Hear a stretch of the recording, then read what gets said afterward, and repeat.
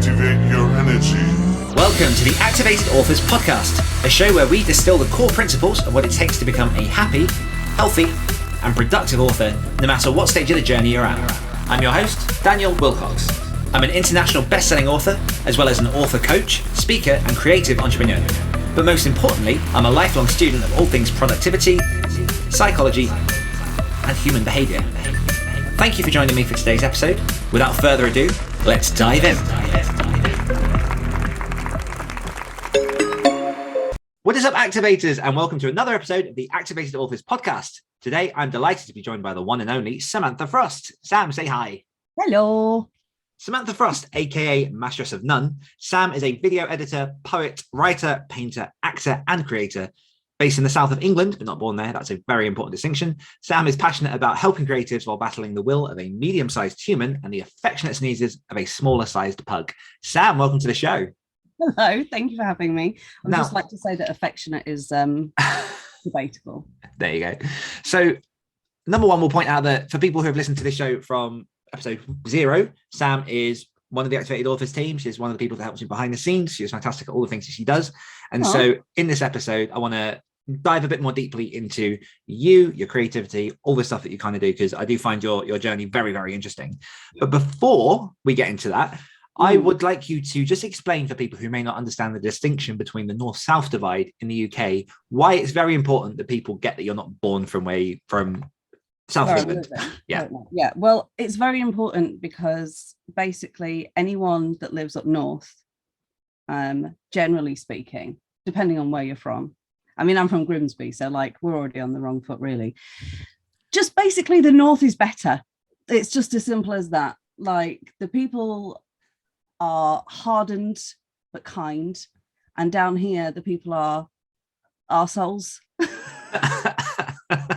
And we call them soft southerners where I'm from, because like anything can take them down. Interesting. And I like that we start this episode by offending south of England, but also I will state that polarizing. I was born in the south of England and I've moved up north, so we have kind of shifted and swapped places as we've gone along in our journey. Yeah, well, I mean, you're welcome. Now you're in the good place. People are nicer to you, right? Arguably, maybe. No, I do agree. Like going to the less populated areas, you do tend to get a bit of a friendlier sort of neighborhood vibe, unless you go into like a hot fuzz town, in which case it's a bit more like creepy nice. Yes, but I mean, let's be honest, the south has way more hot fuzz towns than when you get out of the densely populated areas. Yeah. But let's steer away from upsetting too many people and just jump straight into your creativity. So can you tell my audience a little bit about your own journey, where you kind of started and what you're working on today? Yeah, like my journey is ever evolving. It very much depends on the mood I'm in, the day it is, how close I am to having a full meltdown. Depends on kind of which bit I go into. I mean, I'm trying to think, the earliest I can remember kind of leaning on creativity to help me was when I used to do, oh God, I've started now, so I've got to finish. I used to put on like concerts in my living room for my mum and my sister. It was plays for me. I was Jasmine in Aladdin.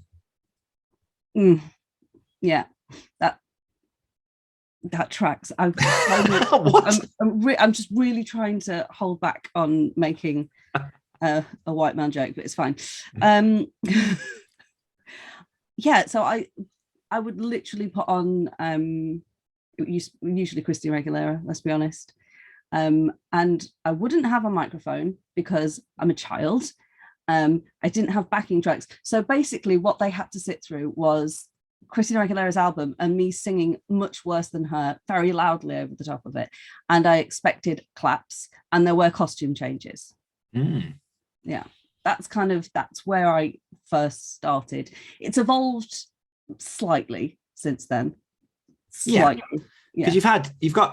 I mean, we said it in the bio, you're very multi-passionate when it comes to creativity. There doesn't seem to be a particular medium that you stick with. You like that kind of flexibility of being experimental, of playing with these different forms. And obviously the way that you kind of came into my sphere of knowing is through as a member of my NaNoWriMo bootcamp back in 2020. It was 2020, Jesus. Yeah, I know. And we've had you on the Great Writer Share podcast. John Crinan interviewed you and spoke about the incredible feat that you achieved in that month. But just for new listeners, how long did it take you to complete your first ever NaNoWriMo? 14 days.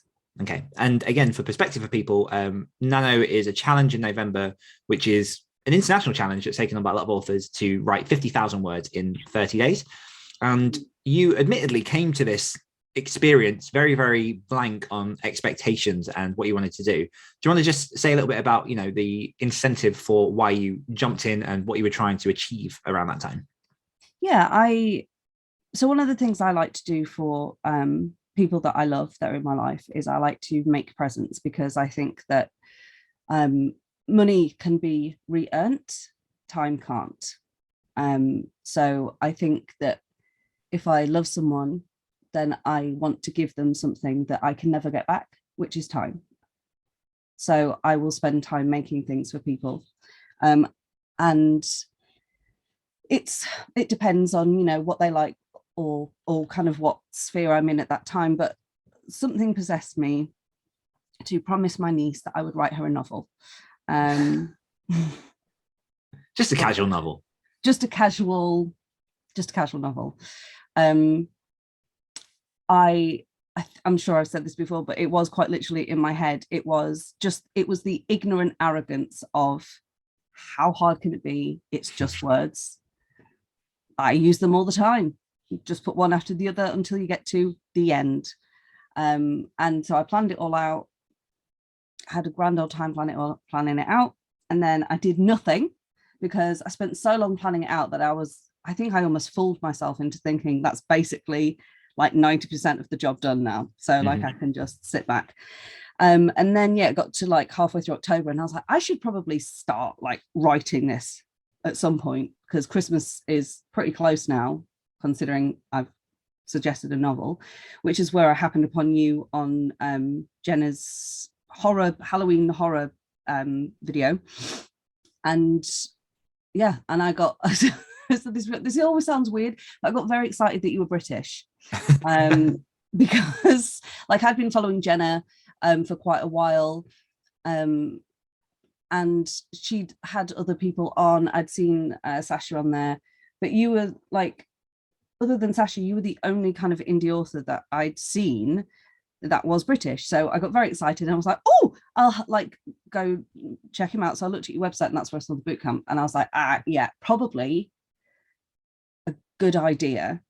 And then I said, no, I'm not going to do it. And then I realized I'd already paid for it, because that's the way my brain works. My brain's like, no. And then because I've said no, I do it. It's a really healthy way to live. Yeah. But yeah, and so then I needed to get that damn novel done, because I'd promised someone that I loved that I would do it. Yeah. And I think this story is particularly important for context in terms of especially the writer side of your journey. Obviously, we might get into some of the other areas during this talk, but for people who are interested in finding out the full backstory, how Nano went, there is an episode of the Great Writer Share, which is further back down on this feed, where my wonderful co-host John Crinan interviewed you. So all of the info will be in there for anyone that wants to check that out.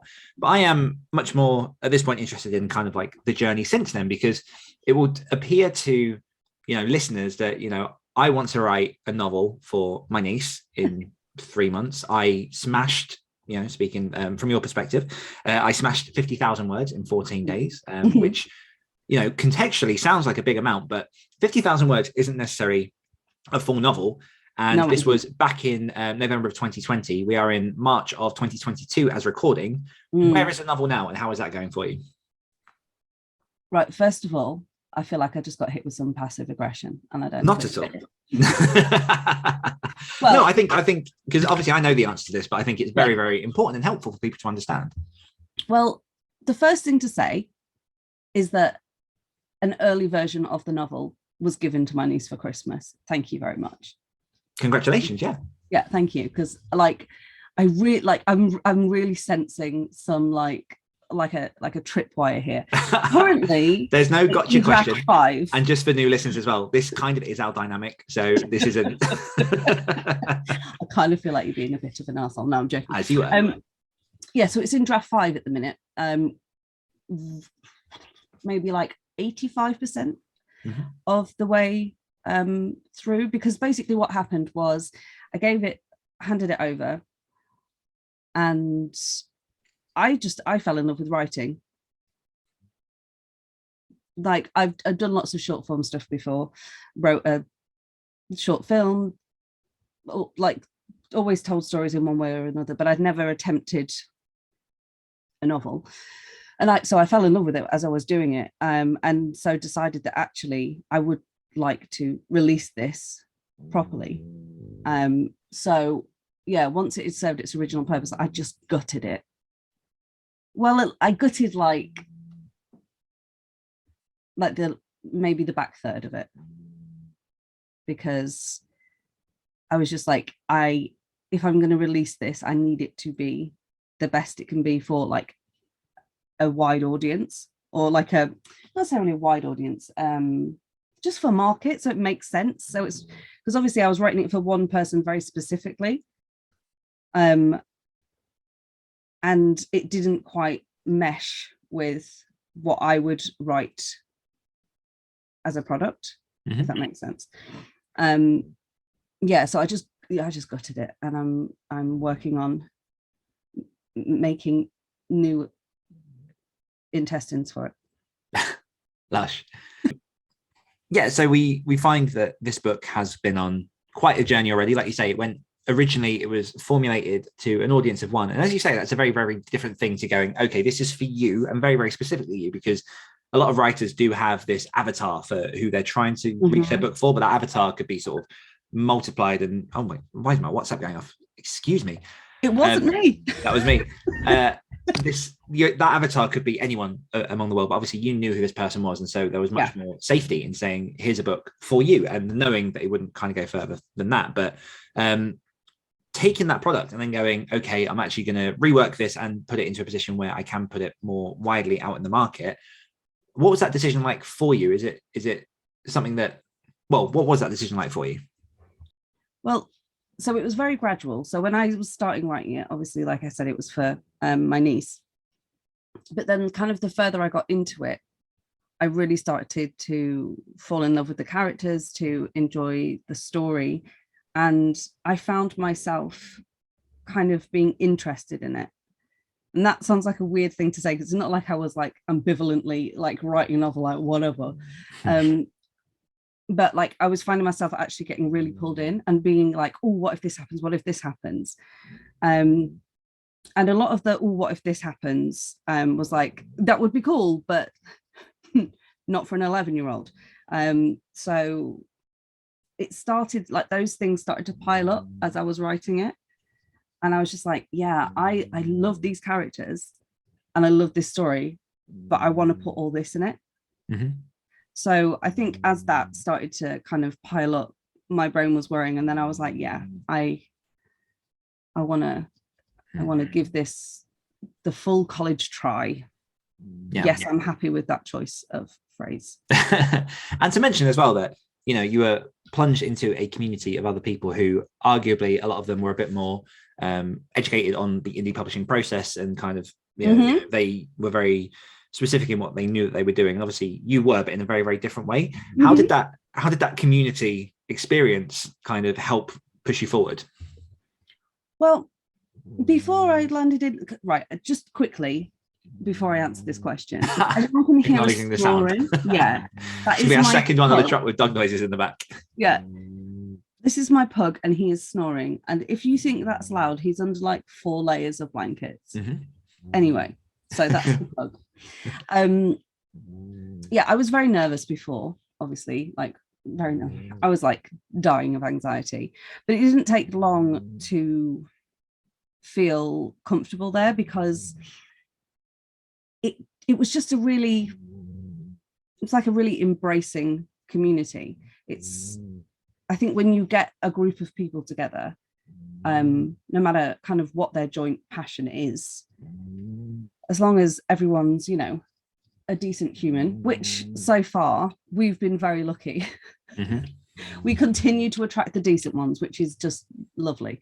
Yes. Then it kind of spurs you on, right? It makes you even more excited. And when people are understanding kind of the pitfalls and the peaks, it really helps. But I will say as well that it is also easy to get swept along sometimes. So me and you had a conversation, I'm trying to think when it was, probably early last year, where I was feeling a little bit kind of melancholic, Jesus Christ, just very Dickensian, about not feeling like I fit in, even though I loved everybody there. And I was really confused. And then I had the breakthrough, which is strange because I already knew this, but I had the breakthrough that, I don't just want to be an author. And I hate saying that because the word just before author makes it sound like authors just skip through fields, picking daisies, and it's super easy. And I don't mean that at all. It's just the way my brain works. I have to pick things up and put things down as necessary for my mental health. And the second that I realized that everyone in that community had their own path and it wasn't mine, and that was okay, and they were going to support me anyway, and I was still going to support them anyway, it really freed a lot of stuff up for me. Because I think particularly when you are new in a space, it is easy to feel not necessarily imposter syndrome, although that certainly was a thing, but it's very easy to feel like you don't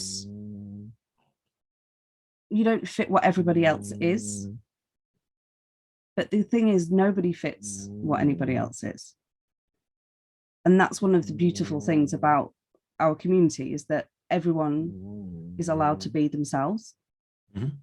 And that, I think, beyond the kind of, you know, being able to talk to people about the creative journey and all that kind of stuff, and writing, and am I writing this in first person or third person omniscient, or like what tense is this, and this, like all of that's great and helpful and stuff, but that's not what it is. It's about like a shared human experience, and the fact that people just are accepting of who you are and where you are.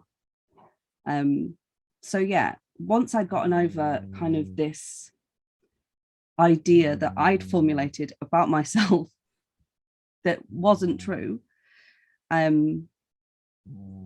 it's been incredible. Yeah, I think that answered that question. Yeah, absolutely. And because it highlights the point of, and you know, I am 7 years into this author journey, which seems insane at this point. So obviously my lens through which I see writing and publishing is probably a little bit different to yourselves and a lot of listeners, just from like where I'm sitting.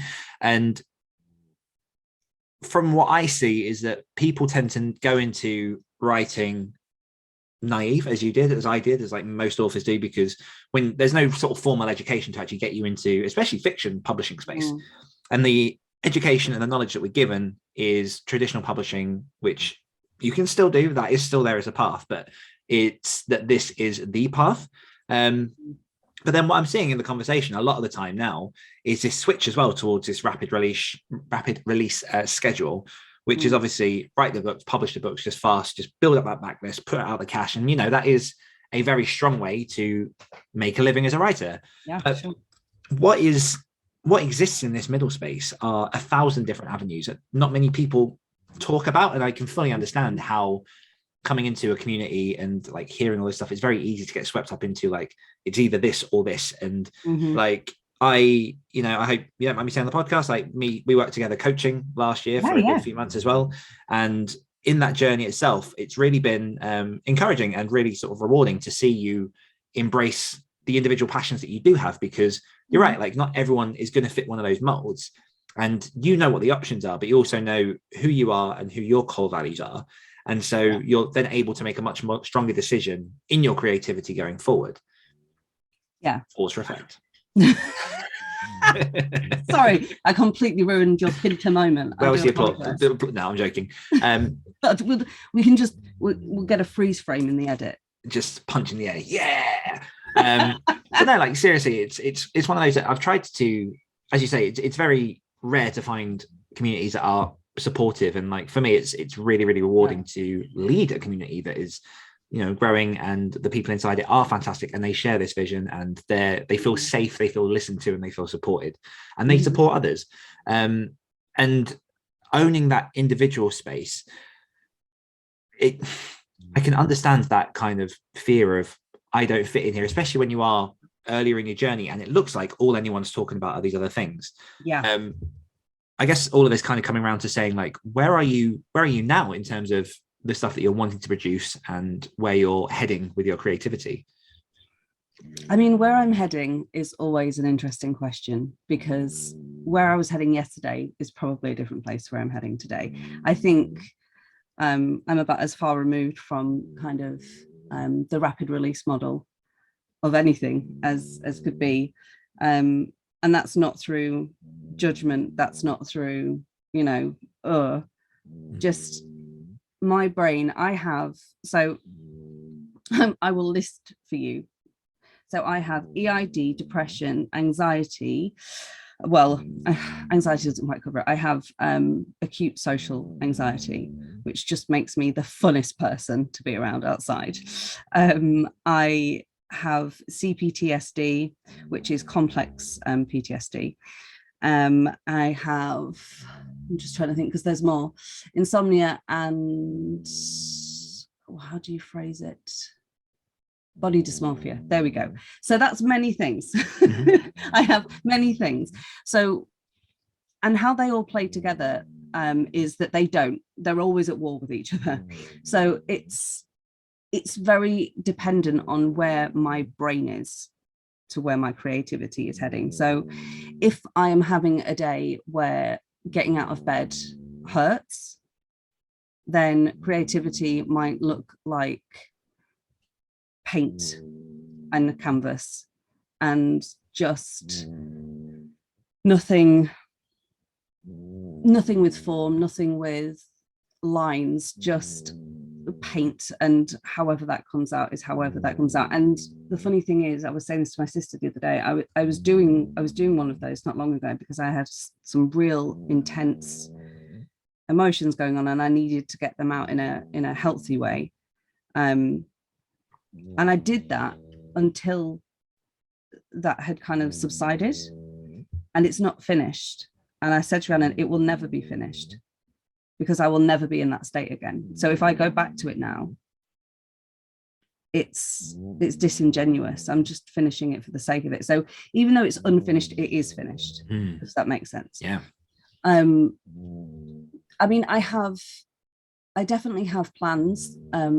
So the Mastress of None stuff is something that I'm working quite heavily on, which is just like a hub of all the different things that I do.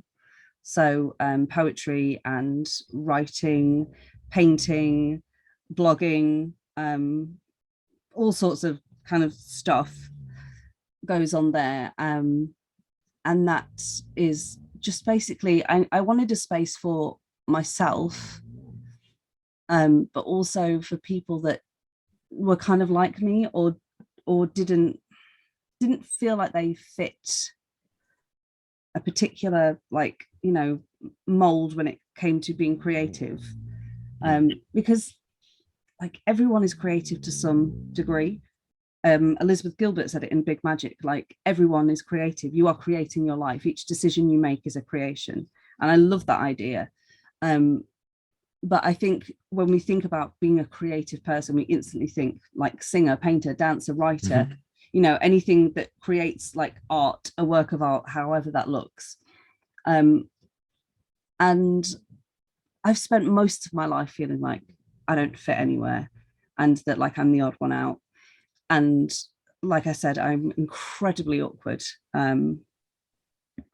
Like when I meet someone for the first time, I am just insanely awkward. It's I'm laughing, but it's not funny. It is funny. In hindsight, it's funny. So I wanted to kind of create that space for other people like me, that could come and see that you don't have to pick. And that will change, that will evolve. Things might drop off it, new things might be stuck onto it. Like, it is amorphous, because that is what creativity is. That is what it's about. Like, creativity and recovery they're not solid things.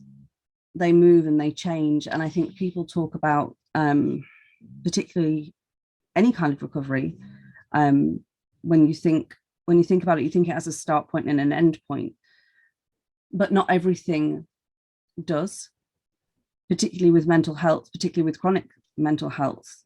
When you're talking about trauma or neurodivergence, there isn't an end point. So you have this ever moving, ebbing kind of dance with recovery. It's not a straight path. It changes every day. And I still fight most days against very unhealthy old coping habits. And replacing those, finding ones that serve me now, that's where creativity comes in. And because creativity is a similar shape in my head as recovery, they can dance together. So when I feel the need to lash out, which was something I used to do, but to myself, it was never kind of violent to anyone else. It was always like an internalized thing. What I can do is, instead of damaging myself, damaging my relationships with my loved ones, I can reach for a canvas. I can get my pen and write that poem that is screaming inside me. But I never realized before that it was words that needed to come out of me. It was, the emotion was so intense and so strong, because that's a big part of EID, which is emotional intensity disorder. It's a big part of that, is that your emotions are so much bigger than everyone else. My emotions are so much better than yours. I can't help it. It sounds so arrogant. Like, my joy is just better than your joy. I never understood that before. And it's too much of anything is too much, right? So like, too much light blinds you. So too much like emotion, like whatever it is crippling. And so the only way that I used to be able to do that was by numbing myself out with really unhealthy coping habits. So like I say, instead of going towards those things now, I can understand that actually it's not about numbing what's going on. It's about releasing it. Glennon Doyle calls them easy buttons. So like, I'm feeling extremely angry. I don't like it. So I'm going to get drunk. Easy button, numb it out. But instead, sit with it, sit with the emotion, question yourself, understand to the best of your knowledge what it is, and then use it. And I don't necessarily mean like use it and then sell it, because not everything has to be monetized, right? Not every drip of creativity has to be for sale. I'm not saying there's anything against that. Like, if you want to sell everything you do, like, go for it. Like, everyone's got to pay bills, make bank, like whatever. But sometimes it's just nice to be like, this is how I feel right now. Here is an ink drawing. Don't ask me what it is. I don't know either. Like, it's not going in a frame. But however I was feeling is on here now. And I've returned to baseline. And so I forget the original question, but that's where I'm heading. I'm heading. I'm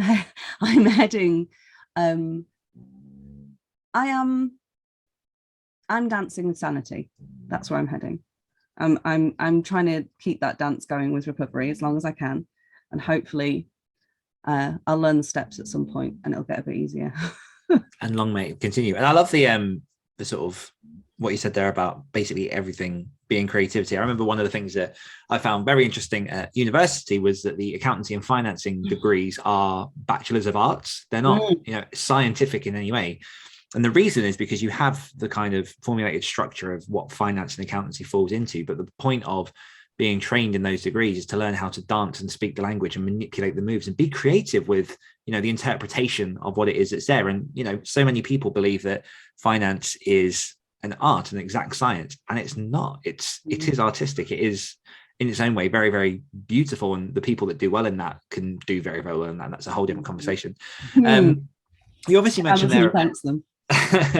You obviously mentioned there about ongoing mental health issues and neurodivergence.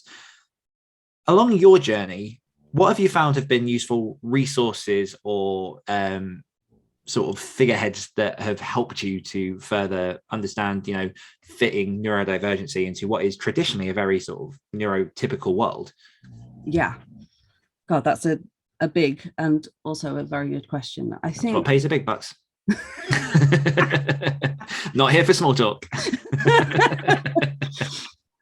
I think that's a very, so I can tell you the people and things that have helped me, but I do think at the same time, like if there's anyone listening that feels in a similar way or has neurodivergence, I mean, the whole point is that you are neurodivergent. So like, it's what will help and fit you. But the things that helped me to begin with, the very first book I ever read that I resonated with was what's it called? Susan Jeffers' Feel the Fear and Do It Anyway. And I remember reading that, and this happens to me with almost all kind of self-help or productivity or lifestyle motivation, inspiration, any kind of those books. I start reading them and I get really excited. I'm like, oh, I can use this, oh, I can use this, oh, I can use this. And that was how I felt reading that book. I remember I was stood at Sutton train station and I was reading it and I was like, oh my God, like this makes so much sense. But there's always a portion in those books that I start to feel disenchanted with, because of course they're written for normal people, right? So like things when people are talking about excuses and things like that, that's when it starts to affect me. So I think first of all, you have to understand that those kind of things are amazing and can be helpful. But when they are talking about things that can sometimes feel like an attack, they're not attacking you. That's a lesson I had to learn. Like, there is a difference between your illness or your neurodivergence and an excuse. And that's something that I still struggle with all the time. I still feel like if I'm having a bad day, I should not be having a bad day. It's not acceptable. It is an excuse. Anyone else, I'm like, babe, sit down. Like, this is real. This is happening. You are allowed to be human. You are allowed to have these things. Like if it was a broken leg, would you still try and run a marathon? No. So sit down. With me, I'm like, for God's sake, get up. So that's something I'm working on.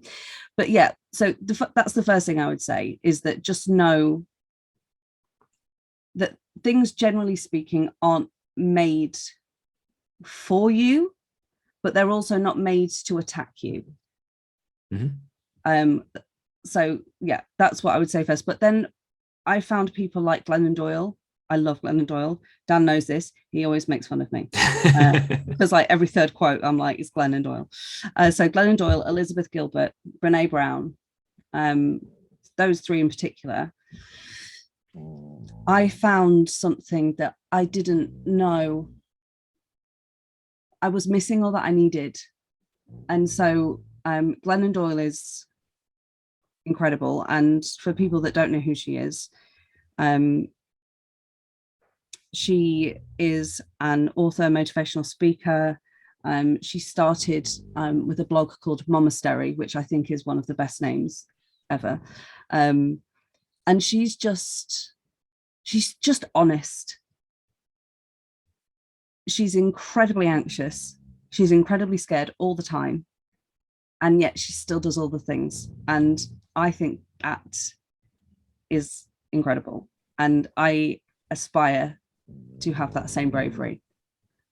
Brene Brown is an actual doctor, and so when she talks about things like shame and fear and all of those kind of things, vulnerability, I heard it in a different way because I know that she's done so much research on it, and that kind of opened me up to realizing that, oh, okay, maybe my brain is trying to hurt me in these ways. So I found out about stuff about myself that I didn't know through her. And she also talks, I think it was an interview with Marie Forleo, who's also, I love her, where she says that we have to be careful about dehumanizing people because it's a slippery slope. So she's talking about like things when people would kind of mock Trump for being like orange, like a whatever, or, you know, they would compare him to an animal or something like that. And she's like, it's understandable that people, because that people are angry with him, why wouldn't they be? Well, not everyone was, but you know what I mean. But the problem is the second you start dehumanizing people, then it's a slippery slope to a lot more serious things. And like, that helped me. Number one, I resonated with that anyway, but that also helped me with the people in my past that have done things that at the time I thought were unforgivable. And, you know, some people might still think that, but it helped me look at them as people, not monsters. And that helped my recovery. So they're really helpful. Big Magic, just lost her name, Elizabeth Gilbert. Her interpretation of creativity is the closest thing that I have ever come to being like, it's like it came from my own brain. Like, I love her ideas, the way that she talks about creativity as if it's like this other thing that kind of taps you on the shoulder and is like, are we going to do this thing now? Like, just that whole thing, like, it's very, what's the phrase, woo-woo, but I like a bit of woo-woo sometimes. Yeah. But so I would say those are the people that have helped me. But also what's really important is to get help and to be able to ask for help. And that took me a long time too, because it's great finding people like mentors that you can relate to and that speak in a way that you understand and can help you move forward with recovery, with creativity, with whatever it is that you're looking at. But if you're dealing with serious mental health issues, you need more than a YouTube video, unfortunately. So yeah, like, actually getting help is the first thing I would always suggest when it comes to just any kind of, well, again, if you broke your leg, you wouldn't be like, I'll watch a YouTube video. You'd go to hospital and just get it fixed. One of the things I find fascinating about mental health, and, you know, increasingly the statistics rise as we discover more and more different strains of mental health issues and different kind of conditions and things that obviously weren't there before that, but that didn't mean that like they didn't exist. Like, a lot of people don't realize that germs didn't exist until about 100 years ago. Like, doctors didn't need to wash their hands because germs weren't real. And so, you know, as education and as science advances and psychology and all the other practices, we discovered a lot more of sort of the spectrum on which a lot of people sit. And we do live in a world that is very much catered for I get the language slightly incorrect sometimes, but like the neurotypical as opposed to neuroatypical. And yeah, I can very much imagine that's hard. And I will say that I was someone who was a little bit guilty of that when you first came to me for coaching, because you were one of my first coaching clients, and I had a program and it was all set up in, you know, the way that I was used to running it based off of a lot of my ideas and my journey. And it became very, very quickly apparent that obviously these things, and I don't in any way mean this negatively. No, I know. I really hope you don't mind me saying, but no, I don't. It just doesn't take long to figure it out, does it? Yeah, like I'm laughing at. Yeah, the stuff that would have been what I'd say, quote, typical for what I'd assign to a client and kind of try and work through, it was very, very apparent very, very quickly that that wasn't going to work for you. And so, you know, within my own practice, I had to adjust and investigate and explore and work and listen and really kind of try to understand what it is you were trying to achieve and where those blocks were coming from.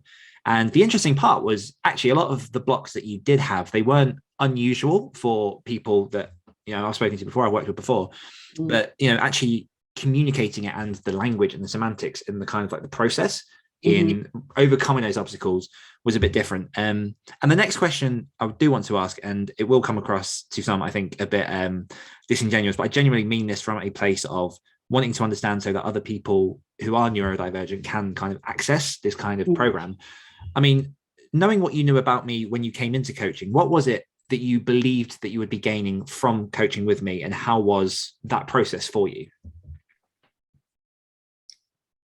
So the reason I wanted to work with you is I had seen how you interact with people. I had seen how you worked for yourself. I saw that commitment that you had to other people, but also to yourself, because I think if you're going to work with somebody in especially in like a coachee or mentor-mentoree kind of situation, it's a very close relationship. Yeah. And you really have to trust that that person will show up for you. And one of the easiest ways to see if someone's going to show up for you is to see if they'll show up for themselves. And you were showing up for yourself, and you were showing up for other people. You listened to people. Like in that boot camp, we had such a mix of different people, and you never treated any person like anybody else. You spoke to everyone where they were, who they were, what they were doing, and you knew those things and you remembered those things. And that to me signals someone that I can trust and be safe around, because that's a big thing, right, as well. So like for me in particular, it's not just about the fact that my brain processes things differently. It's about the fact that I have a lot of trauma in my past that has kind of enabled some of my conditions. So I have to feel safe as well. Even over Zoom, I have to feel safe. And that was a big thing. I've told you this before, like, I don't trust people. I don't trust people. There are a few persons that I love and that I trust, but they're few and far between. And there is a long road between me meeting someone. That doesn't mean like I hate everyone and I'm instantly looking at them like, what you after, but just like the human condition I find untrustworthy, generally speaking.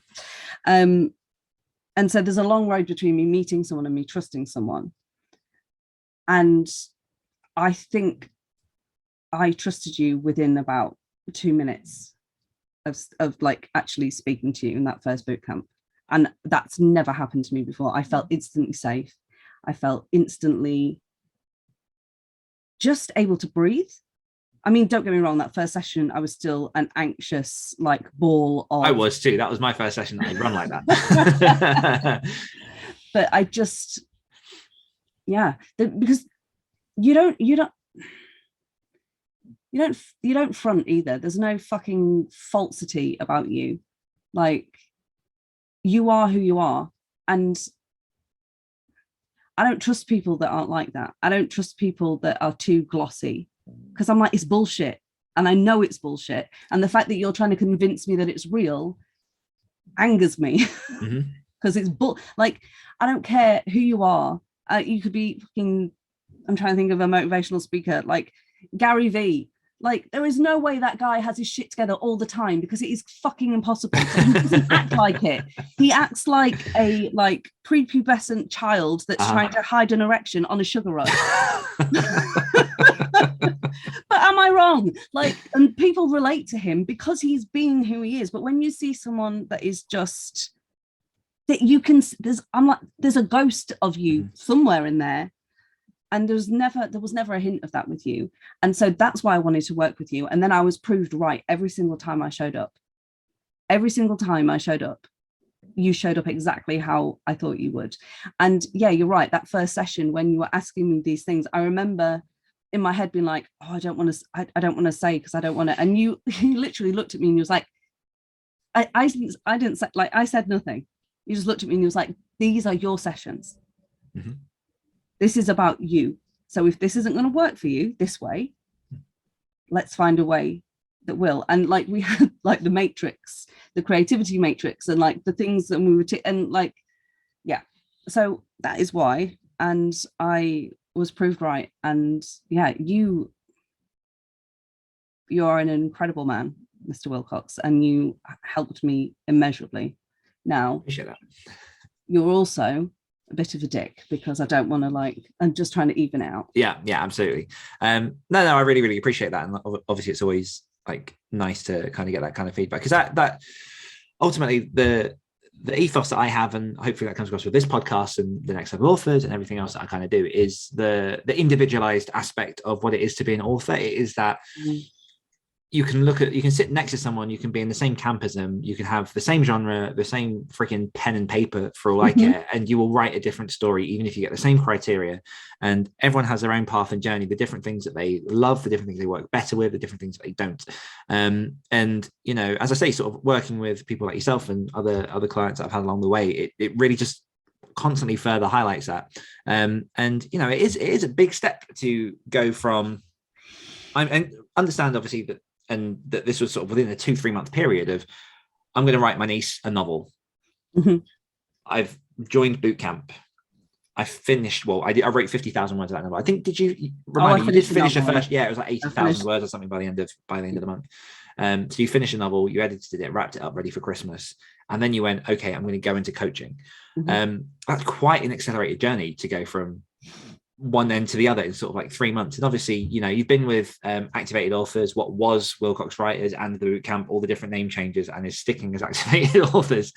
And you know, one of the reasons that I kind of brought you on board for like to work with and sort of to do stuff within the community itself is that, you know, you really are a great avatar for the creative journey, and you seem to understand people really, really well. And people obviously, like, in the conversations within Zoom, you can drive them. People seem to get it. Like there's an honesty and transparency that definitely reflects like the values of what we're trying to put across here.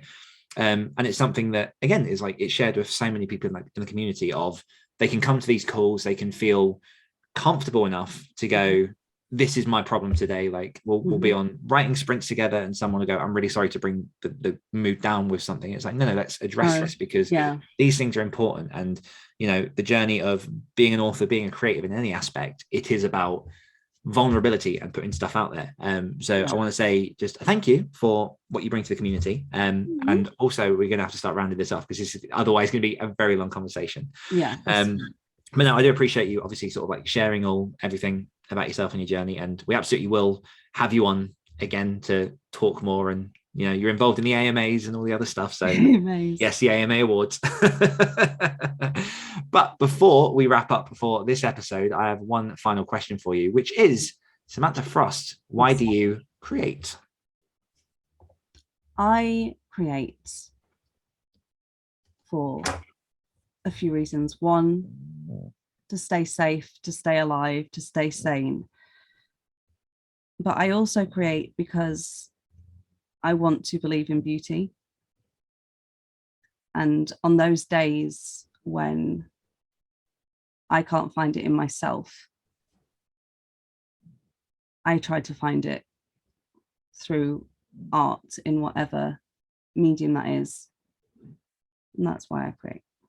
I love it. So where can the audience find out all about yourself and all that you're working on?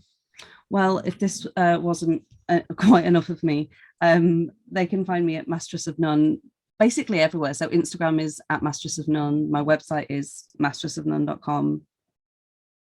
Facebook is Mastress of None. Yeah, Mastress of None. Everywhere. Everywhere. Okay, so a big thank you, Sam, for joining me on the podcast today. A massive thank you to you, the listeners, for tuning in. And as always, if you're looking to level up your writing and activate your author career, head on over to activatedauthors.com to find out all about our community, our resources, and everything else that we've got going on. One more time from myself and Sam. We'll see you next week. Bye. Bye-bye. activate your energy.